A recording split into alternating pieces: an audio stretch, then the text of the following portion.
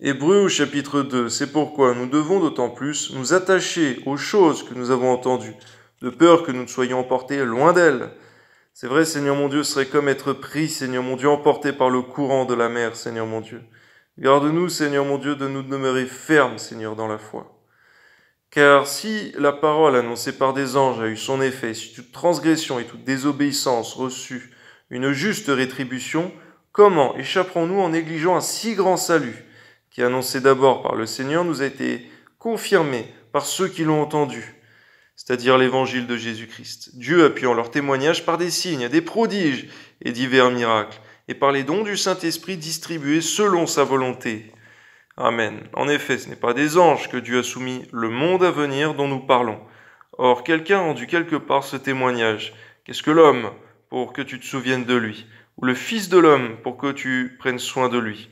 Tu l'as abaissé pour un peu de temps au-dessous des anges. Tu l'as couronné de gloire et d'honneur. Tu as mis toutes choses sous ses pieds. C'est vrai, on parle de ton Fils Jésus-Christ. Amen. En effet, en lui soumettant toutes choses, Dieu n'a rien laissé qui ne lui fût soumis. Cependant, nous ne voyons pas encore maintenant que toute chose lui soit soumise. Mais celui qui a été abaissé pour un peu de temps au-dessus des anges, Jésus, nous le voyons couronné de gloire et d'honneur à cause de la mort qu'il a soufferte, afin que par la grâce de Dieu il souffrit la mort pour tous. Il convenait en effet que celui pour qui et par qui sont toutes choses, et qui voulait conduire à la gloire beaucoup de fils, éleva à la perfection par les souffrances le prince de leur salut. Car celui qui sanctifie et ceux qui sont sanctifiés sont tous issus d'un seul. C'est pourquoi il n'a pas honte de les appeler frères, lorsqu'il dit « J'annoncerai ton nom à mes frères, je te célébrerai au milieu de l'assemblée, encore je me confierai en toi, et encore me voici, moi et les enfants que Dieu m'a donnés.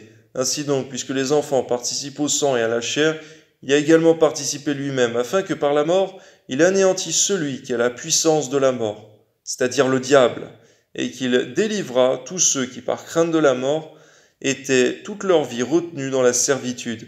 Car assurément, ce n'est pas à des anges qu'il vient en aide, mais c'est à la postérité d'Abraham.